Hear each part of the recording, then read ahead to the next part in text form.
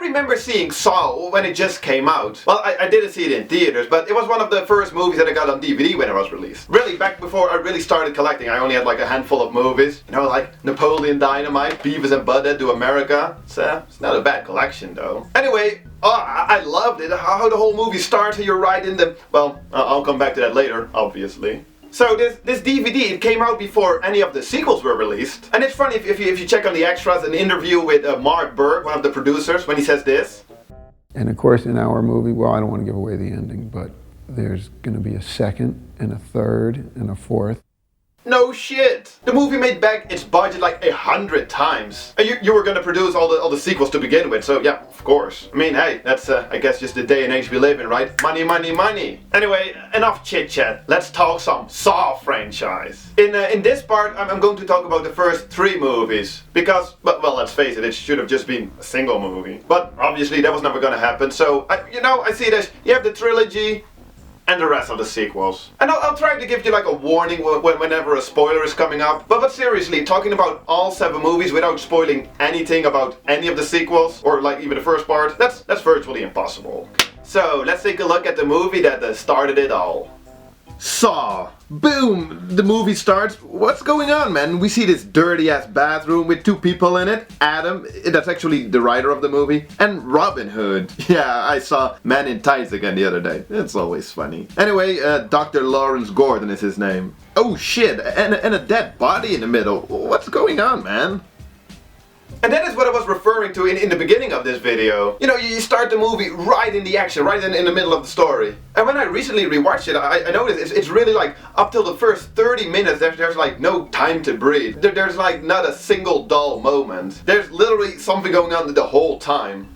So the guys in the bathroom, they find some clues as to why they're there, and then we get some flashbacks / the backstory about this police squad led by Danny Glover, since he has a lot of experience, who investigate these gruesome murders by the now infamous Jigsaw Killer.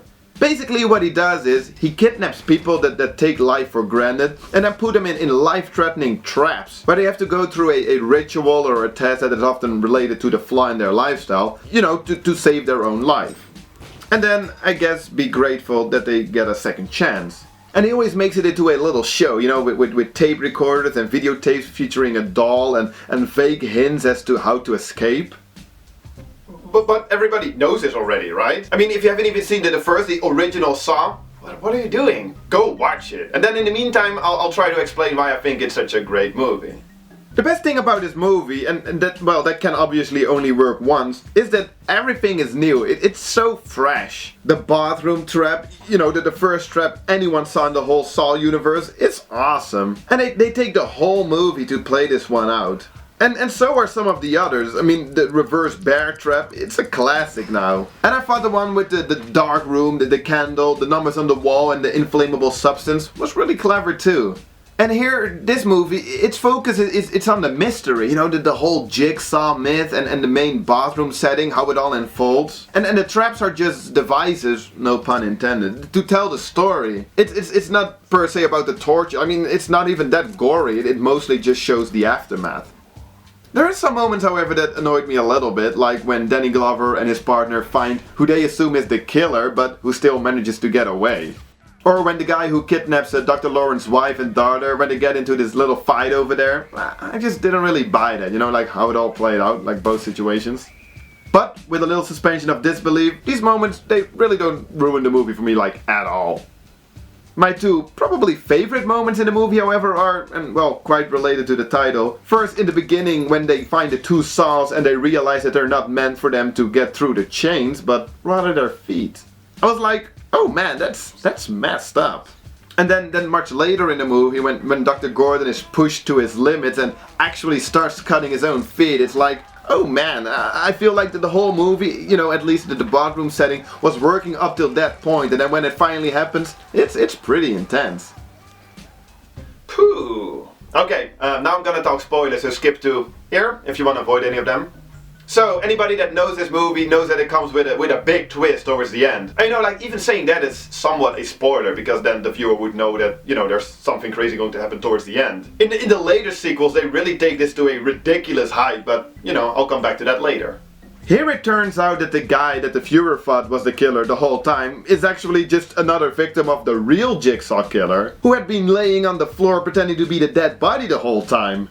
And you're like, oh shit, this guy is insane. And then Adam is locked up, left for dead. That's pretty crazy ending. I loved it the first time I saw it. Well, I still do. I mean, just don't overthink it too much. It's awesome stuff.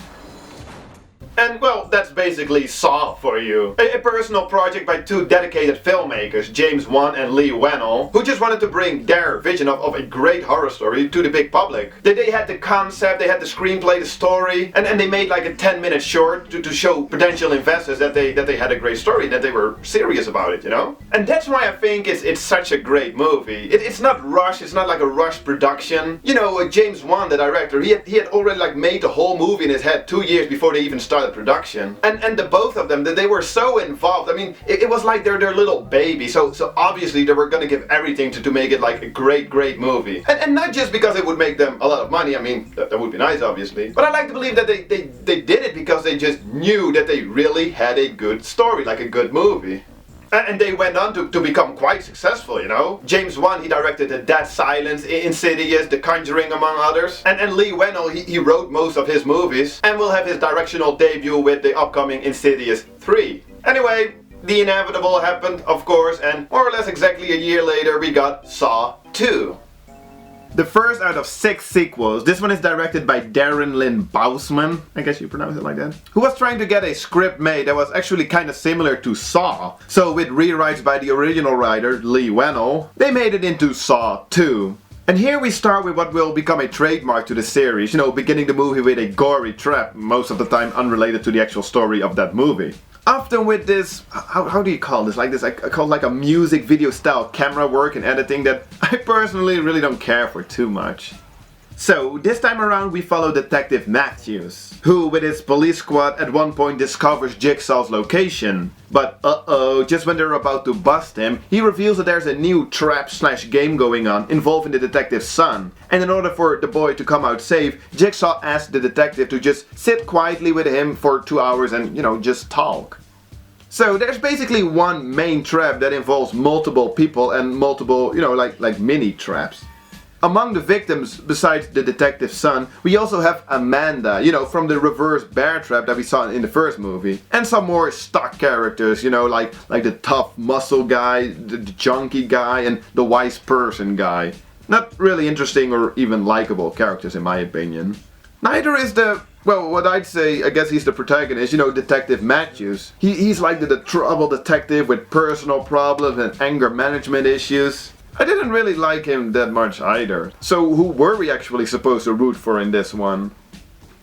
I guess Jigsaw, or as we learned in this movie, John Kramer, that is his name. He's a cancer patient. And I do really like the fact that we get to see more of him and his backstory in this part, because really in Saw 1, the first one, you really only saw him in like the last minute. So it's nice and interesting to hear him talk about like his motivation, his backstory, his philosophy, I guess. They make him out to be this cool kind of anti-hero, you know, but in the end, he's really just an asshole.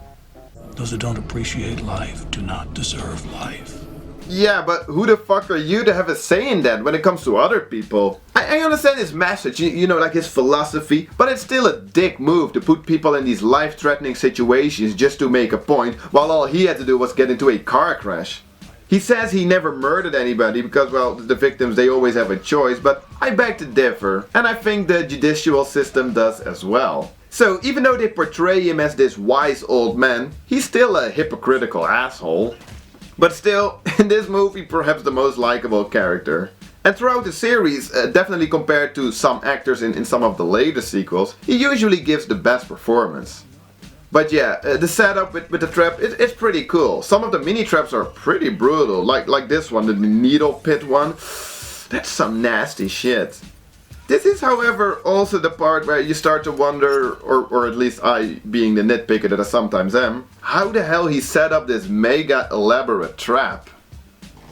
And I really don't want to be nitpicking, but I don't know, like, it never really bothered me during the first movie. I mean, the bathroom setting, that was really just like a clever mind game, you know, like solving riddles and all that. Anyway, spoilers coming up, so skip to this time mark, you know how that works.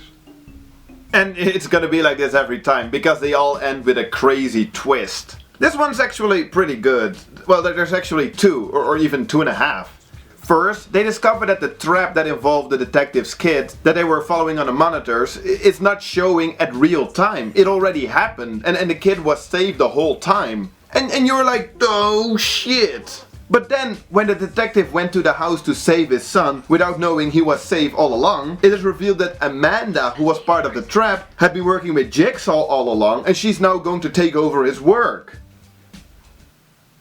But that twist I didn't really like. But that's really mostly because I don't really care for the Amanda character. It's hard for me to explain why exactly. I just find her a little annoying. So it's not like it's a bad twist. It's actually pretty clever. It's just that I don't really like the outcome of the twist, because that would mean that we get to see more of Amanda, and I don't want to see more of her. But hey, what are you gonna do? Because new year, new Halloween, new Saw movie. Saw 3. Starting off with the obligatory opening trap. It is starting to get pretty gory now, the movies. And then the actual main story starts, where we get a trap within a trap within a trap. Super next level stuff. Dr. Lynn is captured, and her game/trap is to keep Jigsaw alive long enough to have another victim, Jeff, play out his entire game/trap. Otherwise, if Jigsaw's heart stops beating, basically Lynn's head will explode. And in the meantime, Jeff has to face different people involved with the death of his son after he was hit by a car, and he must forgive them and save them. Pooh, it's... ugh. I had a little trouble getting into this one because I didn't really care for any of the two victims. Although Lynn, the doctor, she started to grow on me, but mostly just because, the Amanda character, she's so annoying. And really, she is basically just a bitch. Because later it's revealed that she started making her own traps, but with no way to survive. Like, there's no way getting out of them alive. So in that way, Jigsaw's morals and philosophy, relatively speaking, they're pretty cool. And I don't know, maybe it's because I'm watching the third movie with basically the same idea, but I can't help to just, ask myself more and more questions that are actually totally unnecessary if you just sit and try to enjoy the movie. Like, how does Jigsaw know all of the victims? How did he get this big of a work studio? I mean, it looks like he's doing like freelance work for Veta Workshop. And then, how the hell does he set up all these super elaborate traps?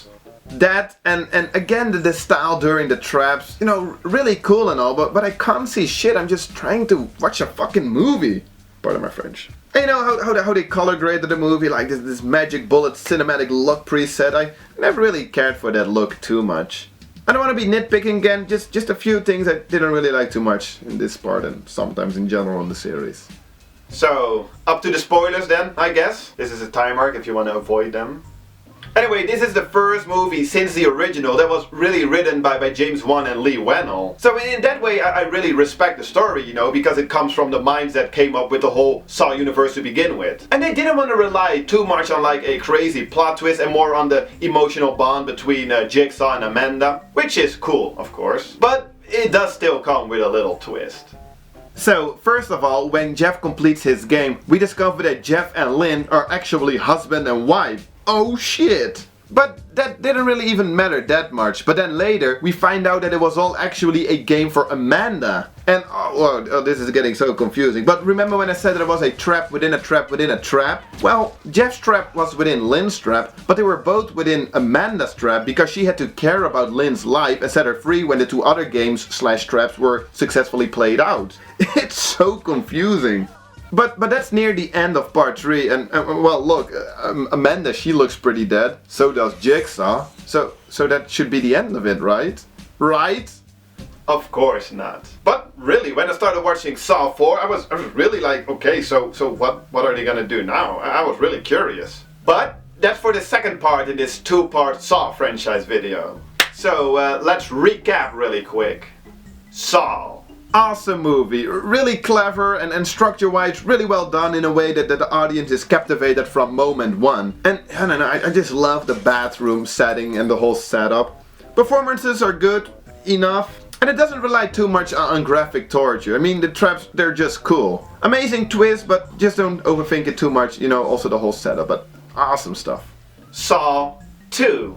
It's okay, not really necessary, but it's nice to get to know John Kramer, aka Jigsaw, a little bit better. The traps are getting bigger, the characters less likable or relatable, and well, besides that, it just misses the originality that made the first one so great. Although, it does have a pretty clever plot twist. And Saw 3. Could have been perfect to wrap up the story and then close the series as a trilogy.